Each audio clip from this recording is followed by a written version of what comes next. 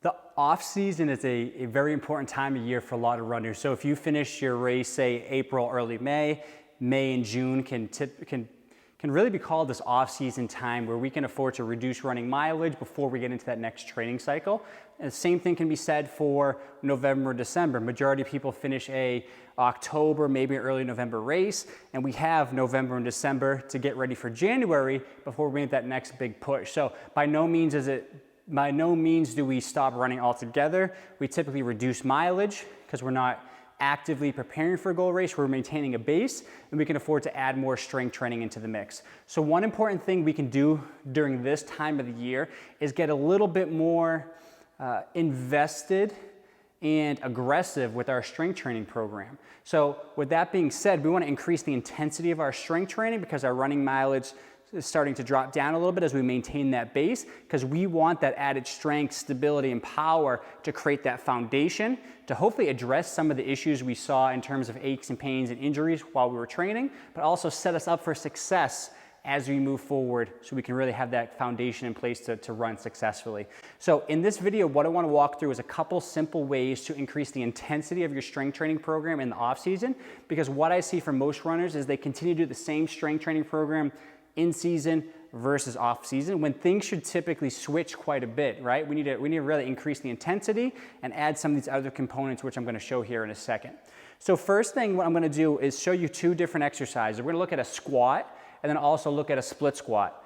So whether that's a split squat, forward lunge, reverse lunge, just showing you kind of a lunge pattern, but just showing you how we can incorporate a little bit more intensity within these movements to get more from that off-season time. So traditional squat, as you guys know, butt back, knees out. Again, see a lot of runners incorporating body weight or light weight anywhere in the 10 to 15 repetition zone.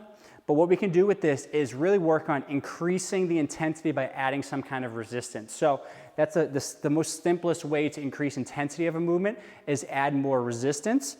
And with that being said, just because we're going up in weight doesn't necessarily mean we're trying to stay with the 10 to 15 repetitions. We probably want to increase resistance, but start to drop down in our repetition. So I have a 20-pound dumbbell here. Can I go 4 reps, 6 reps, 8 reps? Can I go 30 pounds, 40, 50, 60, barbell, whatever it is? Can I make this a little bit harder to increase the intensity of the movement? So from this one, just going into the traditional goblet position, adding more load, which increases the intensity, lowering down, driving up. So that's the first way, just adding more resistance to the movement or weight to increase the intensity. Second is really to adjust the tempo. Okay, a way we can add more time under tension, we can control that lowering down, and we can drive up a little bit faster. So now adding more of a power component. So as we go here, you can see only changes, maybe 5-second eccentric. 1, 2, 3, 4, 5, 1. 1, 2, 3, 4, 5, 2. Okay, so I'm doing the same thing. I'm still doing a squat. I'm still using resistance, but I'm changing the tempo. So we can use that tempo to our advantage to make it harder as we lower down into that eccentric or lowering phase of the movement. And then we can add more of a power component coming up and drive up strong, okay? So tempo can also be used in our favor. Lastly, what we can do, still with the squat movement, is turn it into a jump, right? Because we're not running as many miles, we can add some kind of plyometric or power-based movements in there, which means we can really work on lowering and exploding into the air because we don't have as many these push-offs or these foot strikes that we'll typically see with the higher mileage. So with a squat jump or jump squat, now lowering down, absorbing force, and getting right back up in the air.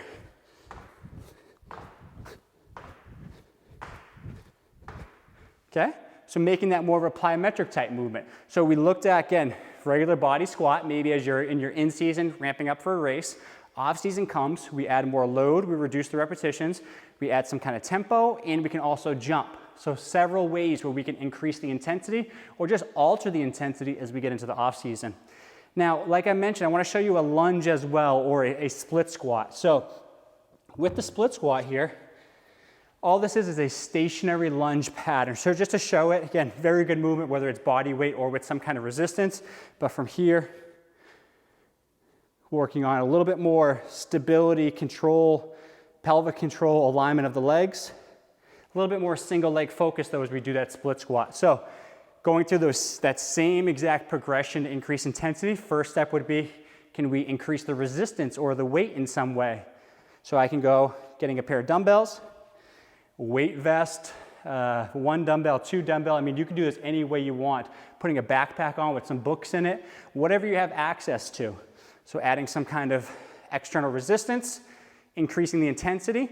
Like I mentioned, if you go up in resistance, weight, it's okay to go down in the amount of repetitions, right? If you were doing 10 or 12 repetitions, now you're adding weight, it's okay to go 4, 6, or 8 repetitions. Add load, reduce the amount of repetitions, will increase the intensity. Next up from there is tempo, okay? So same thing, I can 1, 2, 3, 4, 5, 1. 1, 2, 3, 4, 5, 2. Okay? You can see I did that same 5 to 1. Doesn't have to be necessarily that. 3 to 1, 5 to 1, 10 to 1. You can change the tempo to really get what you need from that exercise depending on if it's a body weight movement, if you have resistance. Find what fits you to make it a little bit harder than the body weight version. And then lastly, making it some kind of plyometric or jumping type exercise to work on absorbing into the legs and then quickly exploding out. So we're going to show the split squat jump. But here, trying to get down, lower, and then get right back up. I want to spend as little time on the ground as possible, but I'm working on that plyometric and that power component. And you can see that's a very simple way to increase the intensity. So start to think about these things as you get into the off season. See how you can change your program, add a little bit more intensity because running mileage typically should reduce in some way to set yourself up for success once you get into that next training cycle. So if you have any questions about these movements specifically, the squat or the split squat, or how you can increase intensity within your program, feel free to reach out with questions.